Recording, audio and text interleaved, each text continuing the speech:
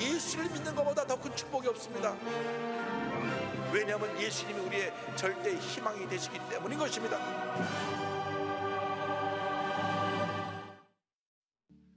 오늘 은혜 받으실 말씀은 이사야 44장 3절에서 5절까지 말씀입니다. 이사야 44장 3절에서 5절까지 말씀을 다 같이 봉독하겠습니다. 나는 목마른 자에게 물을 주며 마른 땅에 시내가 흐르게 하며 나의 영을 내 자손에게 나의 복을 내 후손에게 부어 주리니 그들이 풀 가운데에서 솟아나기를 시냇가에 부들같이 할 것이라. 한 사람은 이르기를 나는 야훼께 속하였다 할 것이며 또 한 사람은 야곱의 이름으로 자기를 부를 것이며 또 다른 사람은 자기가 야훼께 속하였음을 그의 손으로 기록하고 이스라엘의 이름으로 존귀히 여김을 받으리라. 아멘.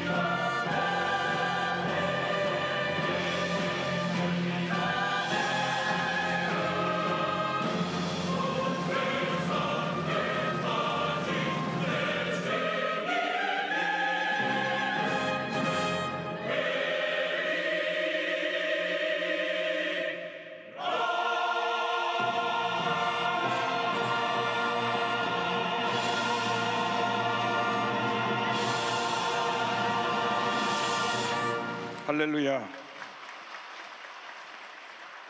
믿음으로 고백합니다. 오늘 우리에게 좋은 일이 일어납니다. 오늘 우리에게 좋은 일이 반드시 일어납니다. 우리는 늘 믿음으로 긍정적인 고백을 해야 됩니다. 긍정적인 고백이 긍정적인 삶을 만들어내고 하나님의 은혜를 가져다 주는 것입니다. 주 너를 지키리 아무 때나 어디서나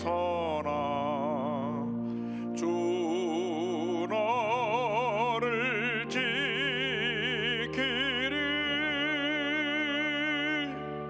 늘 지켜주시리.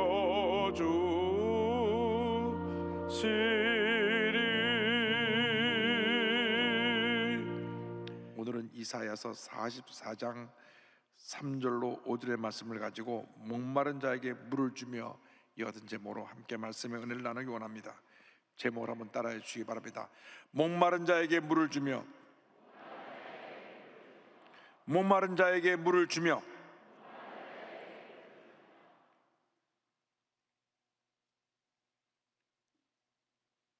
많은 사람들이 마치 목마른 자가 물을 찾아 헤매듯이 모든 것이 갈급한 시대에 살아가고 있습니다. 코로나19가 장기화되면서 영세 소상인들은 하루하루 살아가기가 힘들다고 말합니다. 물질에 대한 갈급함이 있습니다. 빨리 코로나가 끝나야 영업이 제대로 돼서 물질적인 어려움이 없을 텐데 수입이 마땅치가 않으니까 매달 월세 내기도 어려운 것입니다. 또 많은 젊은이들이 일자리를 찾아다니고 있습니다. 일자리에 대한 갈급함이 있습니다. 가정이 편치 않고 가정에서 상처를 많이 받은 사람들은 화목한 가정에 대한 갈급함이 있습니다. 특별히 요즘은 젊은이들이 결혼하지 않고 혼자 사는 사람이 많이 늘었습니다. 혼자 살다 보니까 편한 것입니다. 결혼해서 가정을 꾸리고 자녀를 돌보는 것, 아이고 지금까지 힘든 사회에 있어서 어떻게 살아가나. 그래서 아예 결혼도 포기하고 혼자 살아가는데, 그러나 혼자 살아가니까 마음에 외로움이 있습니다. 공허한 마음이 있습니다.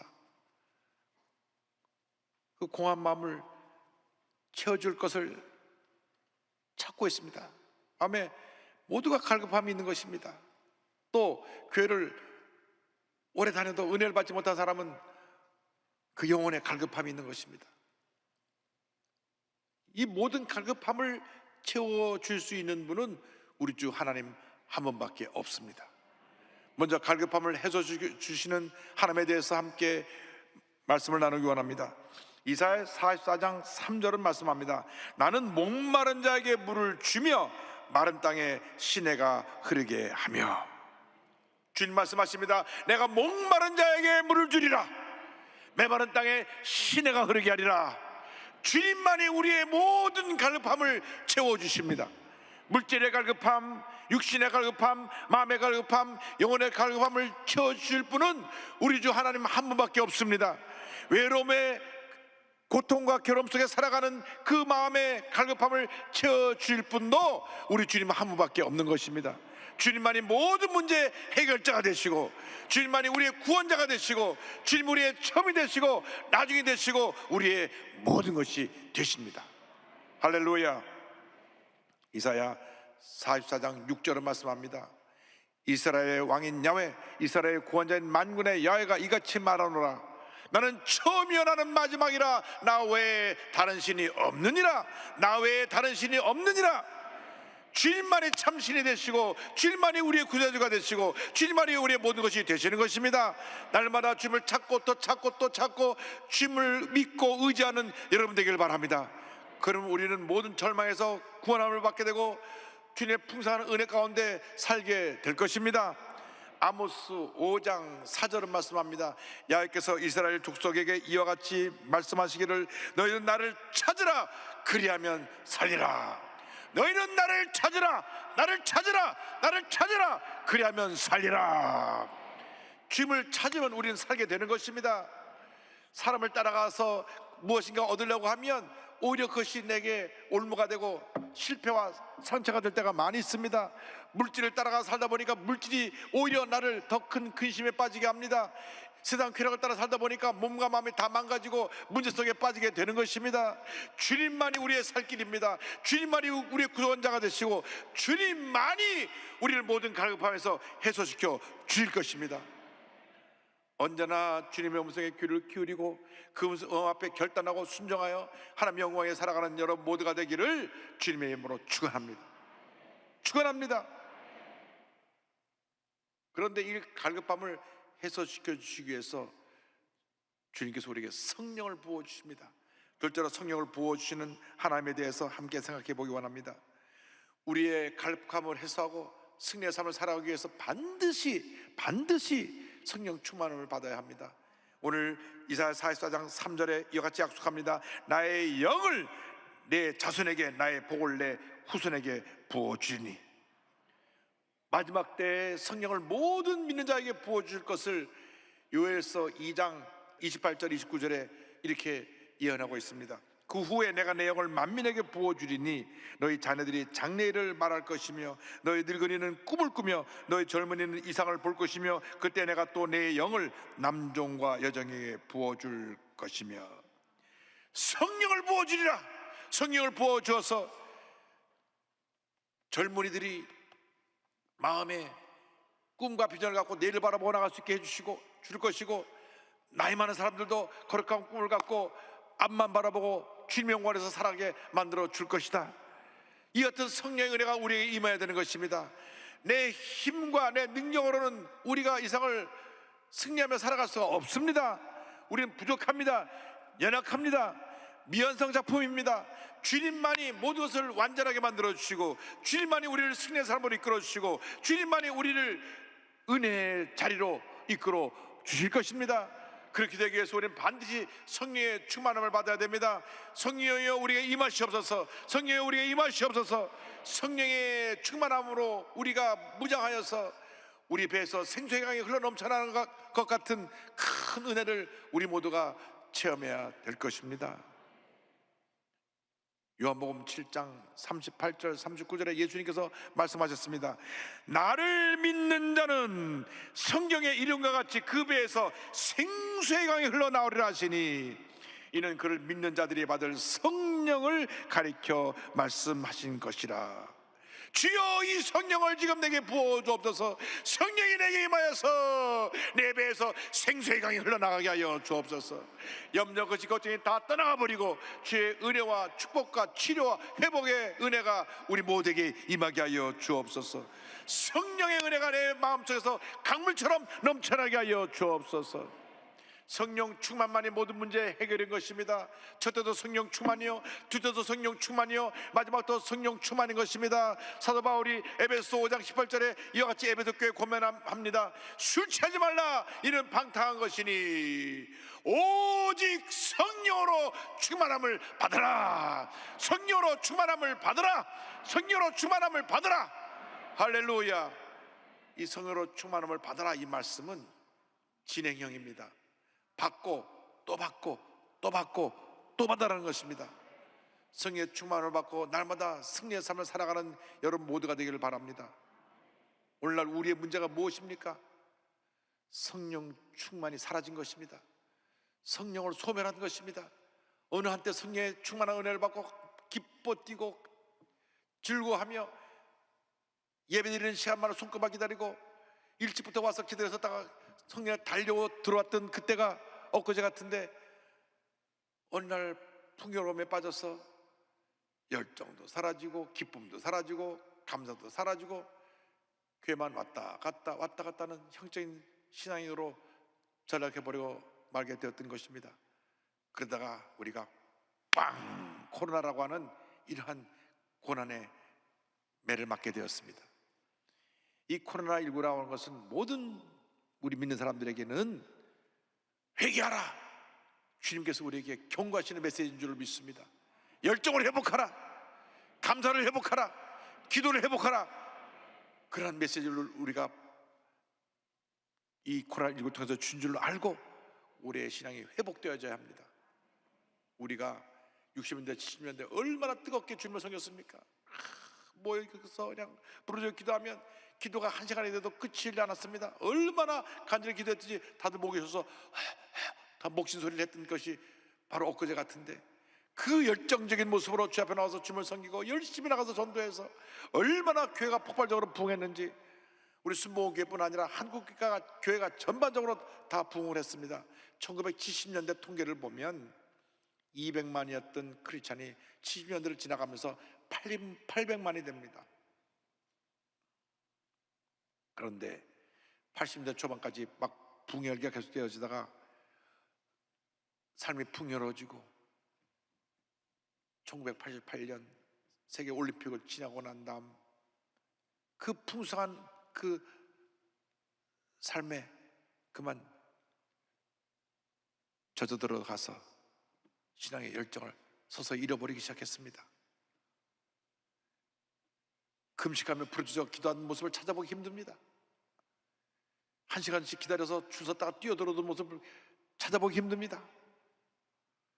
그리고 우리 교회가 예수의 사랑을 실천하고 사회를 변화시켜 나가야 되는데 풍요롭고 등따숩고 배부르고 물질적으로 부자감이 없다 보니까 영적인 능력을 상실해가지고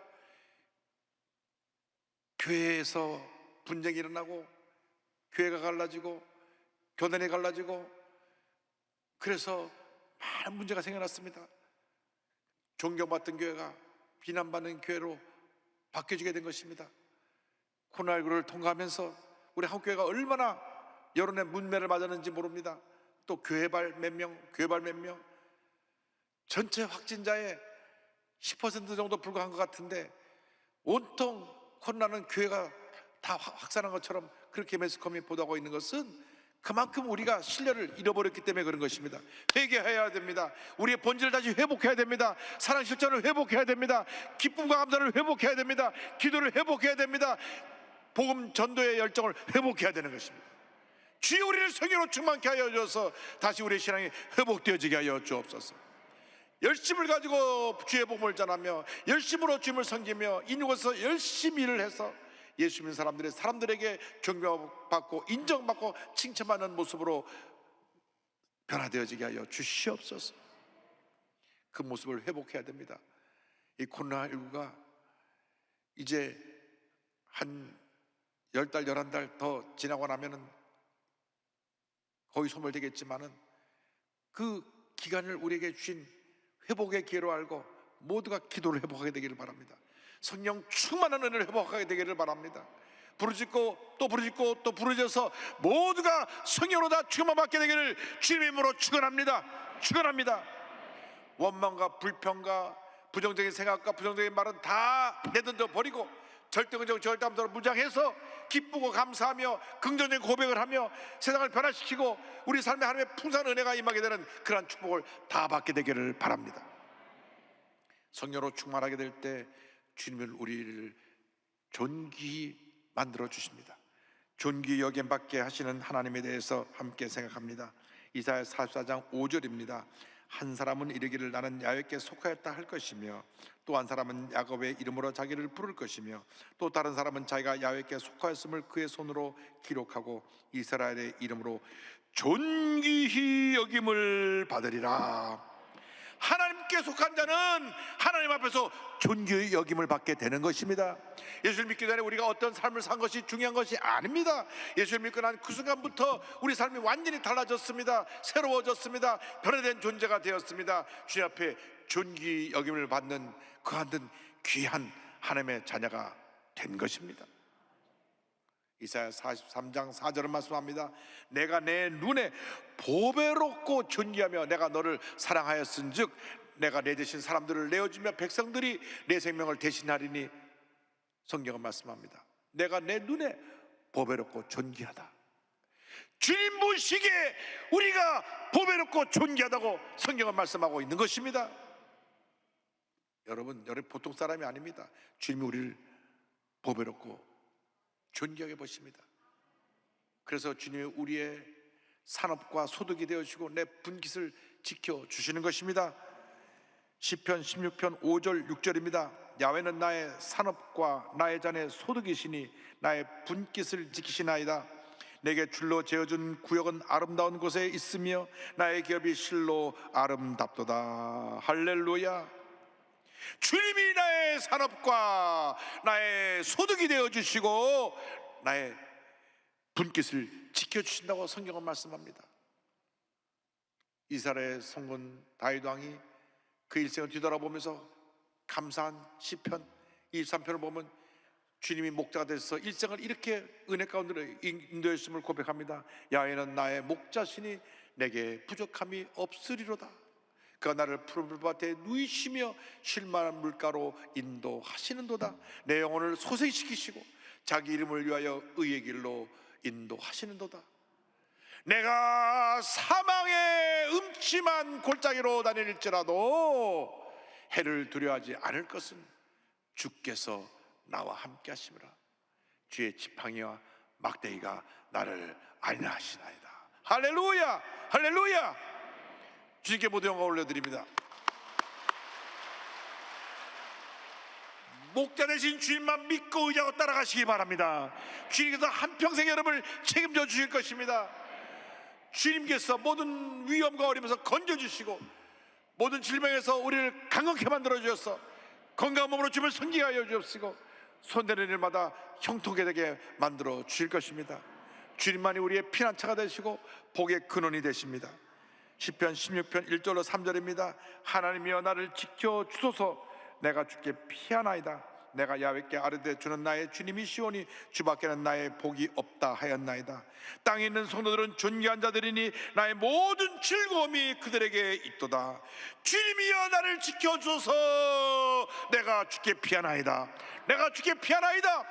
주님만이 나의 피난처가 되시고 나의 반석이 되시고 나의 요새가 되시고 나의 구원이 되시는 것입니다. 주님만 믿고 의지하고 나가는 여러분 모두가 되기를 바랍니다.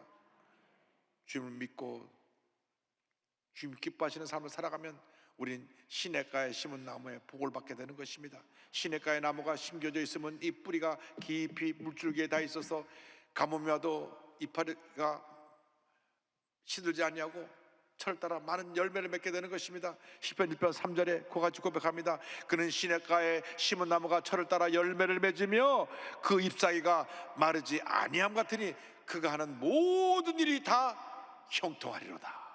할렐루야. 결국 하나님께서 인정하시는 의인의 삶은 형통하게 되고 악인의 삶은 심판받아 멸망하게 될 것입니다. 그래서 시편 1편 결론은 6절에 이와 같이 말씀하고 있는 것입니다. 무릇 의인들의 길은 야훼께서 인정하시나 하나님께서 인정하시고 복주시나 악인들의 길은 망하리로다. 할렐루야. 주님 안에서 복받은 인생을 살아가시기를 바랍니다. 내게 맡겨진 사명의 문제 깨달아 알아서 그 가명을 잘 감당하고 주의 뜻을 이루기 위해서 최선을 다하며 살아가게 될 때 하나님께서 하늘의 문을 여시사 넘치는 복으로 채워주실 것입니다. 우리는 하나님 보시기에 존귀한 자입니다. 적당히 아무렇게나 살면 안 됩니다. 하나님을 기쁘시게 하는 삶을 살아야 됩니다. 학생들은 공부를 해도 열심히 공부해서 하나님의 영광을 나타내고, 사업을 하는 사람도 사업을 열심히 해서 사업을 통해서 하나님의 영광을 나타내고 그 물질로 선교하고, 또 의사는 사람 치료하고 고치는 데 최선을 다해야 되고, 변호사는 억울한 일 당한 사람들 바로 변호해서 억울한 일 당하지 않게 해야 되고, 공무원들은 국민들을 잘 섬겨야 되고, 그렇게 하나님 앞에서 바로 서서 일을 하면 하나님이 그 삶이 형통하게 만들어 주시는 것입니다. 여러분, 주님 앞에 보배롭고 존귀하게 쓰임받는 주님의 귀한 자녀들이 다 되기를 바랍니다. 성령받고 변화되면 그 같은 삶을 살아갈 수 있게 되는 것입니다. 제가 최근에 이재철 목사님 책을 좀 여러 권 읽으면서 또 설교를 들으면서 많은 은혜를 받았습니다.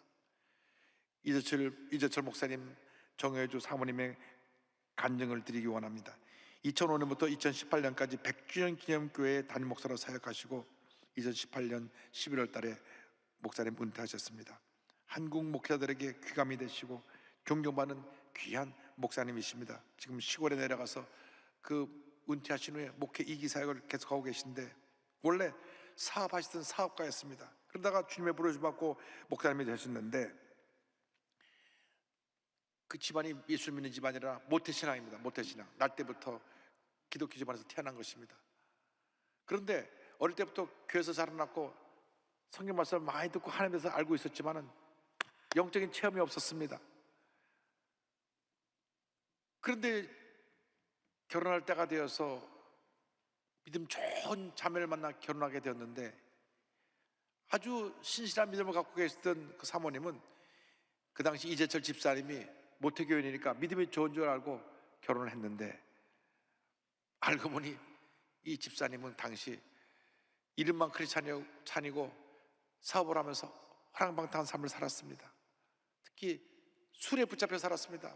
매일 밤마다 술 먹고 늦게 들어오고 일찍 들어올 때면 술 친구들을 다 데리고 들어와서 술상 차리라고. 근데 그 사모님이 성악을 하셨는데 술상 차려놓고 여보 한국 쪽 뽑아 노래를 시킵니다. 그럼 또 아내가 또 남편이 하라니까 할 수 없이 노래를 부릅니다. 그래서 그 당시 이재철 집사님은 아내가 싫은 내색을 안 해갖고 원래 아내는 그런 거 별 개의치 않나 보다 생각을 했었습니다. 그런데 1984년 8월 2일 새벽 2시 그날도 술에 취해가지고 새벽 2시에 집에 와서 배를 누르려고 하는데 주문에 집 키가 손에 잡혔습니다. 보통 그 당시 이재철 집사님은 밤늦게 와서도 꼭 배를 눌러갖고 자고 있는 아내를 깨워서 밥상 차려놓으라고. 밥을 먹어야만 잠을 자는 습관이 있어가지고 그래서 일부러 배를 눌러서 잠자고 있는 아내를 깨우고 차린 밥상을 꼭 챙겨 먹었다고 합니다. 근데 그날따라 열쇠가 손에 잡혀서 그냥 문을 열고 들어갔습니다. 들어가 보니 아내가 자기를 기다리고 있다가 침대에서 엎드려 자고 있는데 보니까 그 머리맡에 무슨 노트에 물이 얼룩진 그런 노트가 보였습니다. 눈물로 얼룩진 노트였습니다. 그래서 무언가고 이렇게 노트를 가다 보니까 평소에 자기가 뭐 아내 것을 이렇게 들여다보고 이렇게 손대지 않았는데 그날따라 무엇을 썼길래 저렇게 눈물 얼룩져 있나고 갖다 보니 이런 글이 쓰여져 있었습니다. 나는 오늘도 버스를 타고 수유리 너머로 갔다. 시골길을 하염없이 걸으며 오늘도 죽음을 생각했다. 약을 먹고 죽을까 아니면 손목을 그어 죽을까. 그러나 그것은 내가 취할 길이 아님을 나는 다시 한 번 더 확인하고 되돌아왔다. 나를 살리기 위해 십자가에 돌아가신 주님께서 주님의 뜻을 위해 내게 주신 남편이니 나는 사랑해야 한다. 나는 할 수 없지만 주님께서 사랑하라 명령하심으로 나는 사랑해야 한다. 주님 도와주세요. 나의 약함을 주님께서 잘 아시잖아요. 집사님이 그 글을 읽는 순간 마음과 귀에 큰 북소리가 들린 것 같았습니다. 큰 충격을 받았습니다. 자기가 모태신앙으로 태어나서 하나님에 대해서 하나님의 사랑에 대해서 그렇게 많이 들어봤지만 다 성경에 기록된 것 그런 내용으로 알았지 이렇게 하나님의 사랑을 한 번도 보지 못했다가 자기 아내가 그렇게 자기를 사랑한다는 것을 알고 그 순간 하나님 앞에 꼬꾸러졌습니다. 이 솟구쳐 오르는 그 감정을 추스르지 못해서 서재로 들어가서 흐느껴 옵니다. 아내가 너무나 불쌍하고 자신의 모습이 너무나 한심하고 부끄러워서 울고 또 옵니다. 하나님께서 끊임없이 자기 은혜를 베풀어 주시고 사랑하셨음에도 불구하고 주님을 배반하고 세상에서 허랑방탕하게 살았던 것을 회개했습니다. 너무나 자신이 더럽고 추하게 여겨졌습니다. 울고 또 울면서 주님 주님 하는데 누가 뒤에서 와서 저를 이렇게 본을 이렇게 포근히 안아주는 것이 느꼈습니다. 내 울음소리 듣고 아내가 깨어와서 날 안았나 하고 들여다보니 아무도 없어요. 그래서 계속 주님을 생각하면서 울며 주님 주님하고 기도하고 있는데 다시 누군가 다리를 꼭 안아주면서 이 같은 음성이, 주님의 음성이 마음속에 들려왔습니다. 나의 사랑하는 제철아, 나는 너를 한 번도 버린 적이 없단다. 내가 나를 버리던 순간에도 나는 줄곧 너와 함께 있었단다. 앞으로도 나는 영원토록 너와 함께 할 것이다. 나는 너를 사랑하기 때문이다. 이 순간 완전히 이재철 집사님이 변화되어서 하나님의 사람이 되었습니다. 그렇게 좋아하던 술, 담배를 딱 끊어버리고 밤낮 드럼 치고 도박하고 화투하던 거 다 내던져 버리고 새로운 인생, 변화된 인생을 살게 되었습니다.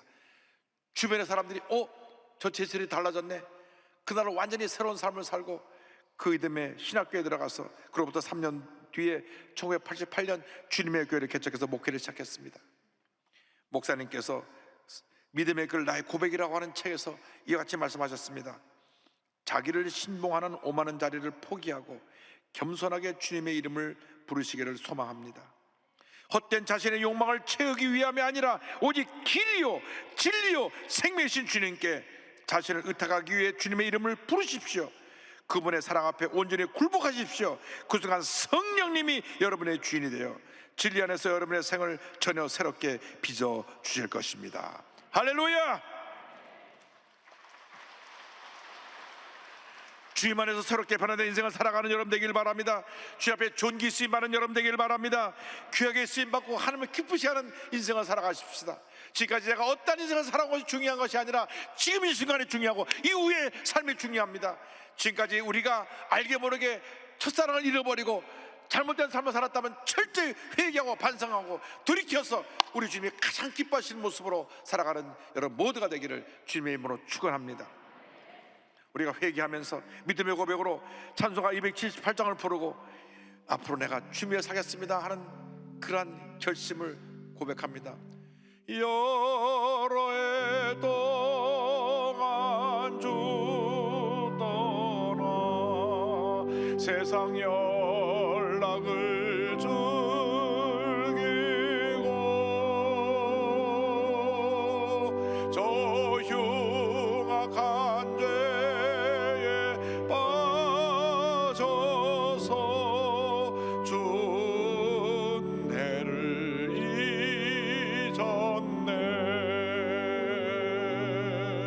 오 사랑의 예수님, 내 맘을 고늡니다.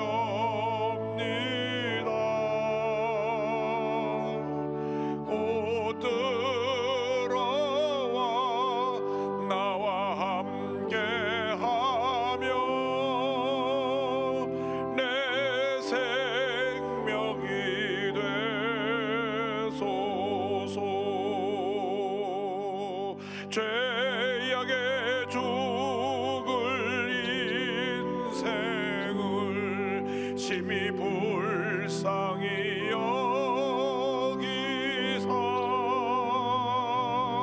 저 하늘의 영광 버리고 이 세상에 오셨네. 우리의 손을 저기 들고 오 사랑의 예수님, 내 맘을 고늡니다.